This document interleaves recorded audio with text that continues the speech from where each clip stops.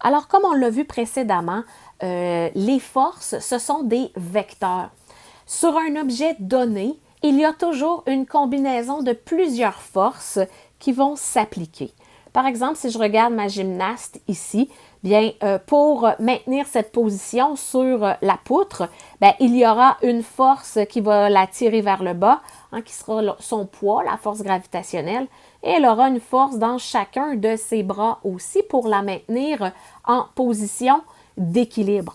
Alors, quand on veut étudier un corps, on veut étudier la force résultante, donc l'ensemble des forces qui vont s'appliquer sur un corps. Alors, la force résultante, qu'est-ce que c'est? Bien, la force résultante, c'est la force totale qui va s'appliquer sur un objet. On va la symboliser par un symbole qui est FR. Donc, F pour force, R pour résultante. Et on a dit que les forces sont des vecteurs.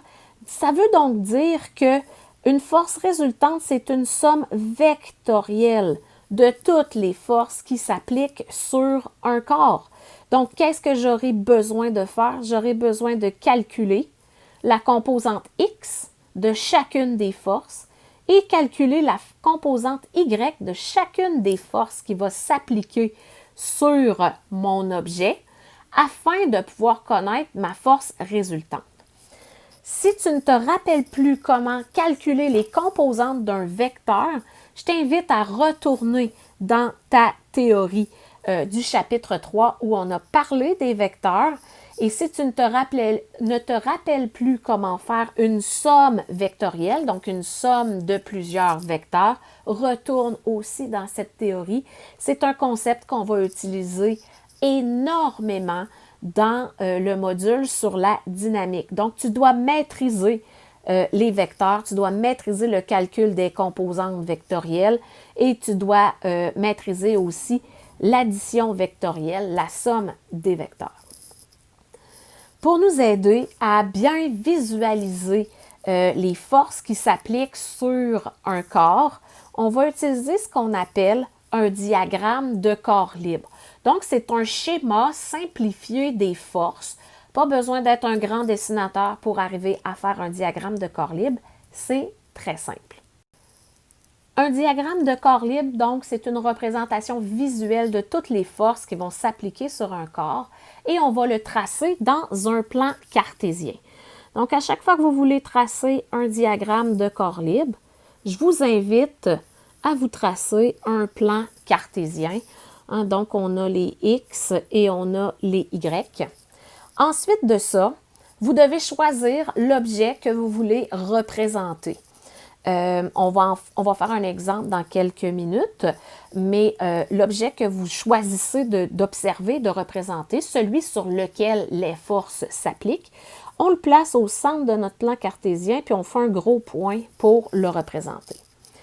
Toutes les forces qui vont s'appliquer sur cet objet-là, ensuite, vont partir du point.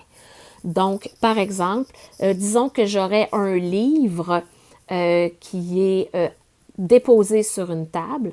Bien, j'aurais tout d'abord une force ici que je dessine en bleu, que j'appellerais FG, hein, qui est le poids de mon objet. Donc, la gravité va tirer mon objet vers le bas. C'est une certitude.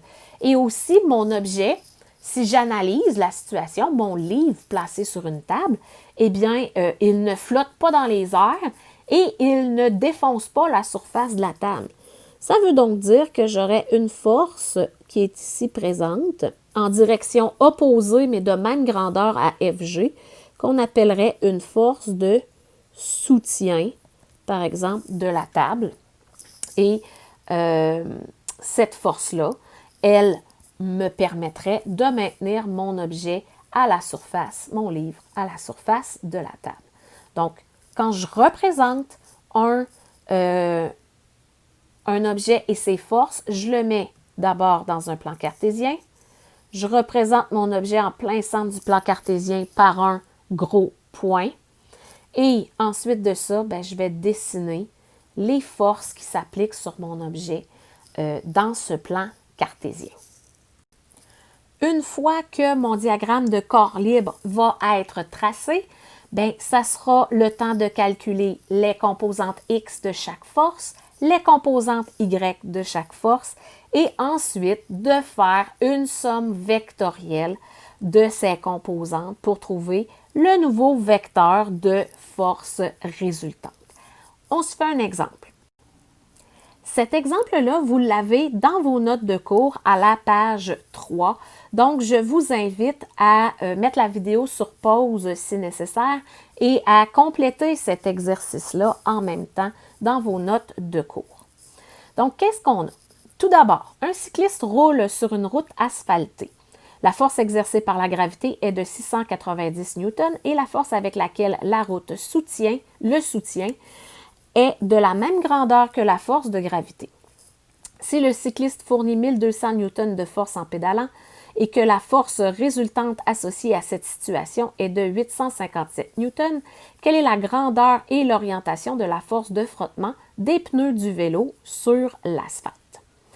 Première chose à faire, il y a beaucoup de chiffres, on va se tracer un diagramme de corps libre. Donc, je vais me tracer un plan cartésien ici. Alors, j'ai mes X et j'ai mes Y. Alors, j'ai un vélo. J'ai mon cycliste, ça va être mon point central. C'est celui-là que je vais observer. Mes pneus de vélo, dans le fond, que je veux observer. Qu'est-ce qu'il y a comme force qui s'applique sur mon vélo ici? J'ai tout d'abord une force verticale vers le bas, qui est FG. C'est la force de gravité de mon vélo. Elle a une grandeur de 690 newtons. Donc, si je l'écris ici dans ma liste de données, FG est égal à moins 690 newtons. Pourquoi je mets un moins?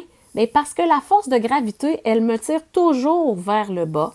Donc, le moins représente ma force de gravité qui va vers le bas. Qu'est-ce qu'on me donne aussi comme information? On me dit que j'ai également la route soutient mon cycliste avec la même grandeur que la force de gravité. Qu'est-ce que ça veut dire? Ça veut dire que la route, elle pousse sur mon vélo, mais en direction opposée à la gravité.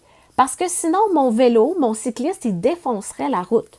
Donc, j'ai ici une force verticale de même grandeur, mais de direction opposée à ma gravité. Donc, je l'appelle FS pour force de soutien et c'est tout à fait arbitraire. Donc, je vais venir écrire ici que FS, elle est égale à 690 newtons. Qu'est-ce que je connais aussi dans mon dessin? Je sais que mon cycliste fournit 1200 newtons de force en pédalant. Donc, dans vos notes de cours, vous voyez que le petit cycliste s'en va vers la droite. Donc, sa force, elle est ici. Donc, FC, qui est la force de mon cycliste. Et cette force-là de mon cycliste qui pédale, on dit qu'elle est égale à 1200 newtons. Donc, je l'écris dans ma liste de données. Qu'est-ce que je connais aussi? Je connais une force résultante. C'est-à-dire que mon cycliste, une fois qu'il pédale et que les pneus frottent sur le sol, il va lui rester une certaine force pour pouvoir avancer. On l'appelle la force résultante, FR. Donc, je la connais, FR, ici dans mon problème, et elle est égale à 857 newtons. Qu'est-ce qu'on me demande de chercher? On me demande de chercher la force de frottement des pneus sur le sol. Donc, si je regarde ma force de frottement des pneus sur le sol, elle se trouverait ici, ma force de frottement, par là, des pneus sur le sol. Donc, ça ressemble à ça, mon diagramme de corps libre. Alors, qu'est-ce que je devrais faire maintenant? Bien, je devrais résoudre mon problème.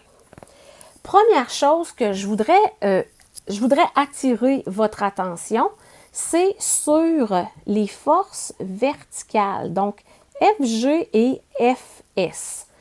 Ces forces-là, elles sont de même grandeur, donc même valeur numérique, mais en direction opposée.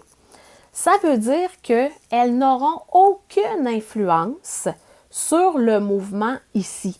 Ce qui va m'intéresser, c'est ce qui se passe sur la dimension horizontale. Donc, je n'aurai pas à m'occuper de mes forces verticales ici dans mon problème. Donc, je vais l'écrire.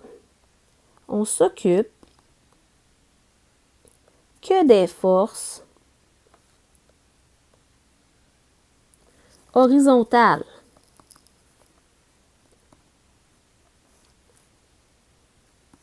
Ici, parce que le vélo roule sur l'asphalte. Donc, il ne décolle pas de la route. Donc, mes forces verticales n'auront aucune influence. Si mes forces verticales n'ont aucune influence, je vais m'occuper que de mes forces horizontales. Donc, ce que j'avais tout à l'heure, ma force résultante, qui est égale à 857 newtons, bien, ça va être égal à la somme des forces en X. Qu'est-ce que j'ai comme force en X? Bien, j'ai la force de mon cycliste quand il pédale, puis j'ai une force de frottement.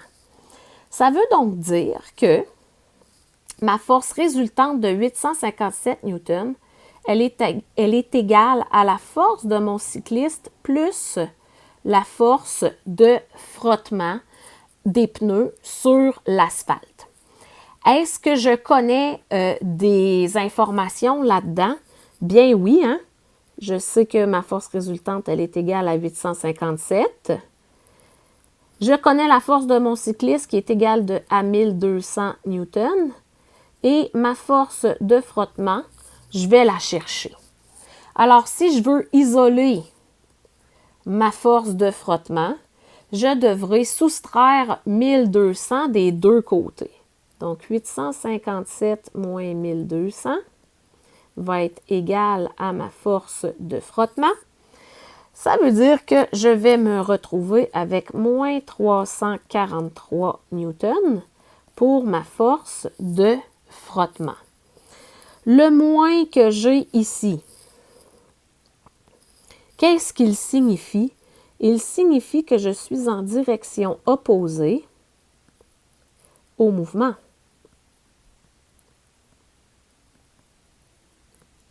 Ce qui est tout à fait logique, puisque une force de frottement, c'est toujours en direction opposée au mouvement. Et ça correspond à ce que je vois dans mon diagramme de corps libre. Alors maintenant, si je voulais formuler ma réponse correctement pour ce problème, qu'est-ce qu'on dirait? On dirait que la force de frottement est de 343 newtons en direction opposée au cycliste, au mouvement du cycliste.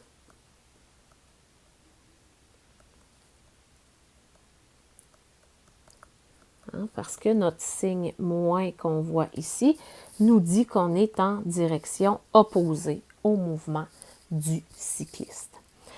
Alors, c'était un exemple de problème nous faisant travailler avec la force résultante.